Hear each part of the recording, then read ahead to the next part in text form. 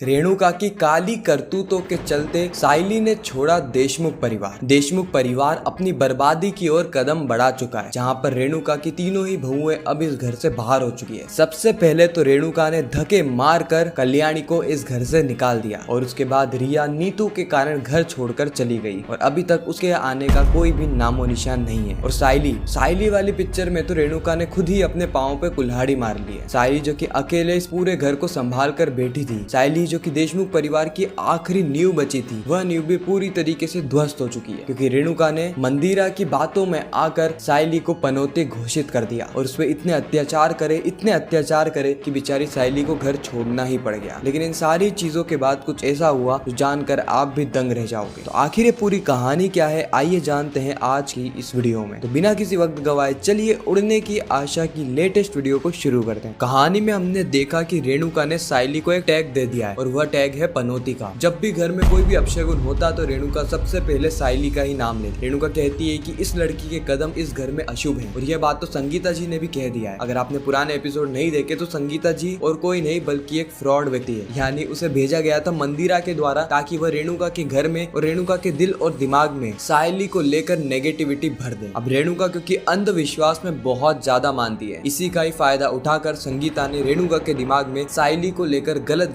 चीजें डाल दी है और यह भी कह दिया है कि अगर इस लड़की ने तुम्हारे घर को नहीं छोड़ा तो तुम्हारे घर में किसी एक की मौत हो जाएगी। कोई तो है जो कि अपना सिंदूर खो देगा। ये बात सुन के रेणुका के पांव तले जमीन खिसक जाती है। रेणुका परेश से इतना ज्यादा प्यार करती है कि वह साइली को तो घर से निकाल कर ही रहेगी, चाहे उसके लिए इसे कुछ भी क्यों ना करना पड़े। और साइली को घर से निकालने के लिए रेणुका अलग अलग तरकीबें आजमाने लगी है, जैसे उसे बदतमीजी से बात करना, उसे रियलाइज करवाना कि उसके कारण ही इस घर में चीजें हो रही है। अब क्योंकि साइली का तो यही कहना है ना कि वह इस घर को जोड़ के रख रही है और रेणुका साइली को यह कहना चाहती है कि अगर साइली को इस घर को जोड़कर रखना है, इस परिवार को एकजुट रखना है, तो साइली को यह घर छोड़ना ही पड़ेगा। हालांकि परेश इस बात के एकदम खिलाफ है, क्योंकि परेश जानता है कि इन सारी चीजों में साइली की कोई गलती है ही नहीं। जो कुछ भी हो रहा है वो परिस्थितियों के कारण हो रहा है और ऐसा कौन सा परिवार है जहाँ पर मुसीबतें नहीं आती। परिवार में मुसीबतें आती है, लड़ाई झगड़े होते हैं, समस्याएं आती है, लेकिन परिवार को एकजुट रहकर इन समस्याओं का समाधान निकालना चाहिए, ना कि किसी एक के ऊपर समस्याओं का बोझ डालकर उसे पनौती घोषित कर देना चाहिए। इस वक्त परेश बार बार साइली से माफी भी मांगता है, लेकिन आखिर कब